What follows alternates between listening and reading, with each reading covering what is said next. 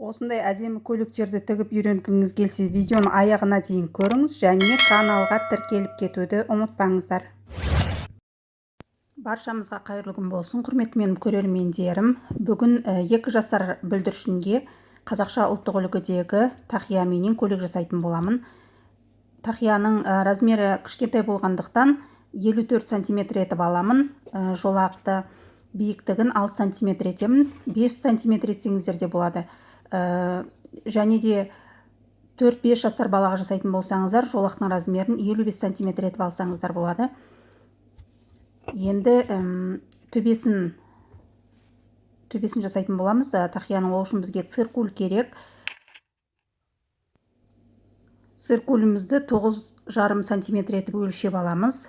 Яғни тақиямыздың төбесі 19 см диаметрі болады деген сөз. Егерде сәл үлкен балаға жасайтын болсаңыз, 20 см етіп алсаңыз да болады, бірақ 54 және 55 размерге осы 19 см өте дұрыс болады. Дәл осылай етіп ортасын белгілеп аламыз шеңберіміздің. Енді шеңберіміздің стенкасына выточка сызамыз. Ол выточканың 54 размер үшін 5 см болу керек, 55 размер үшін 4 см болу керек. Мен қазір 4 см етіп өлшеймін. Егерде қазір стенкасын жасап болғаннан кейін сәл артық болып қалса, онда 1 см-ді алып тастауға болады.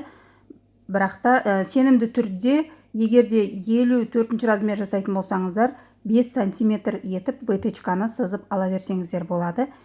Қазір тігіп алғаннан кейін де түсінетін боласыздар. Міне қазір өлшеп аламыз. Осылай сантиметрімізді жатқызбай, тек қырымен қойып шығуымыз керек. Сонда шамамен 55 сантиметрдей болып тұр. Қазір өлшеп көретін боламыз қиып алғаннан кейін. Міне қиып алдық. Енді тақиямыздың шетіндегі жолағымызды тақияның төбесінің айналасына осылай қойып өлшесек болады. Міне сол жаңағы айтқан 1 сантиметріміз артықтау шығып тұр. Міне екі жағынан да жарты сантиметрден артық шықты. Яғни 54 размер болу үшін выточканы 5 см етіп жасаймыз. Қазір 1 см-ді қиып алып тастайтын боламын. Міне өздеріңіз көріп отырғандай. Сіздерде де сәл үлкен етіп кесіп алып, содан кейін барып қисаңыздар болады. Егерде бірінші тексеріп алғыларыңыз келсе, осылай жасауға болады. Енді бас киіміміздің сыртқы және ішкі бөліктерін матаменен қаптайтын боламыз. Ол үшін бізге клей керек, кәдімгі паутинка. Паутинканы үстіңгі бөлігіне осылай екі қабат етіп кесіп аламыз. Біреуі ішіне және біреуі сыртына. Және де матамызды да дәл осылай етіп 2 слой мата керек болады. Біреуін өзінің қалың матасынан, екіншісін астарлық матадан қойыңыздар. Ішкі матасын хыбыдан жасасаңыздар да болады. Және де осы барлық слойларымыз бірдей көлемде және бірдей формада болуы керек. Енді тақиямыздың қабырғасына келетін болсақ, біз бұны қабырғасын 6 см етіп кесіп алғанбыз. Қабырғаның сыртындағы матаны мен жалпақ етіп алдым. Екі жағында бірдей осы матаменен оңай қаптай салу үшін. Ол үшін 12 см жеткіліксіз болады. Сәл жарты сантиметр артық алсаңыздар, 13 см-дей етіп алсаңыздар дұрыс болады. Міне осылай бірінші бір жақ линиясын өте түзу етіп жапсырып аласыз өтікпенен, содан кейін екінші жағын қайырып жапсырып шығамыз. Осындай болады. Міне содан кейін сәл артылған жерлері болса, түзелеп қайшыменен қиып аласыздар. Қиып алғаннан кейін бас киіміміздің жоғарғы бөлігіменен қабырғасын зигзаг тігісі арқылы біріктіріп алуымыз керек. Машинканы зигзагқа қойып, осылай жақсылап тігіп аламыз. Міне осындай әдемі болып шығады.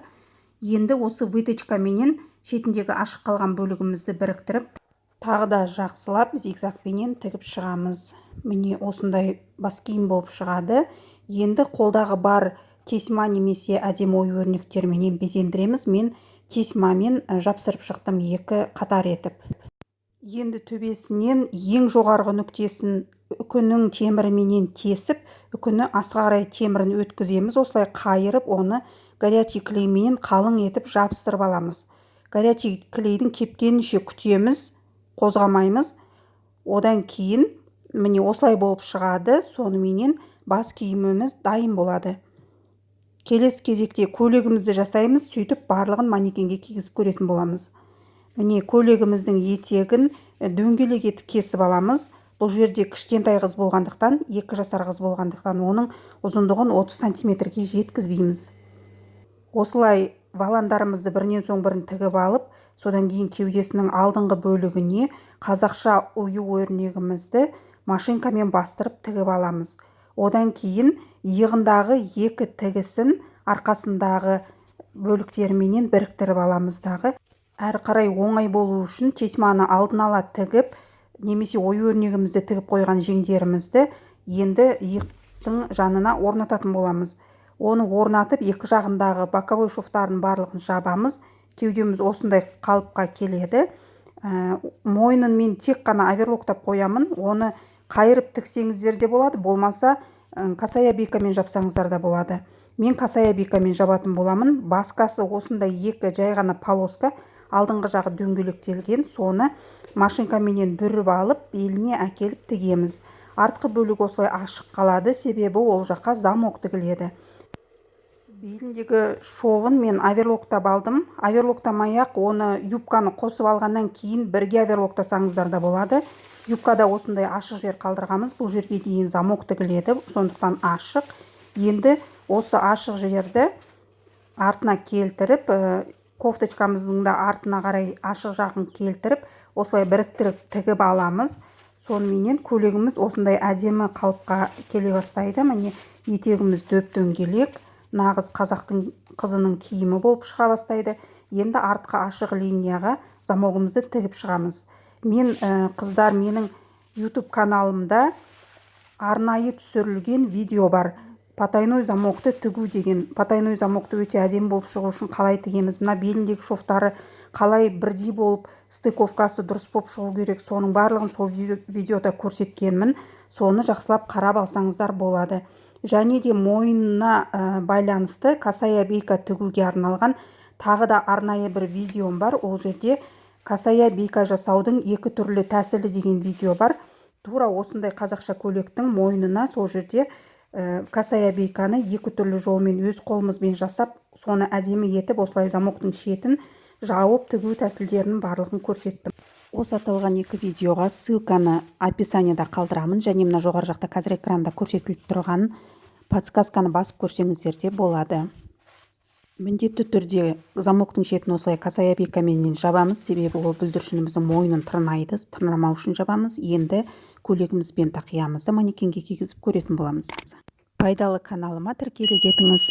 Егерде сіздер пішіп тігуді толығымен сантиметріне дейін әр размердің өзінің өлшемдерімен жақсылап пішуді үйренгілеріңіз келсе, осы видеоның астына комментарийге жазып кетіңіздер. Егерде заявка көп түсетін болса, мен міндетті түрде сондай видеоны шығаратын боламын.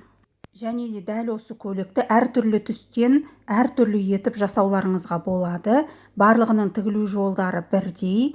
Каналға тіркеліп, қоңырауды басып қоюды ұмытпаңыздар. Келесі кездескенше сау болыңыздар.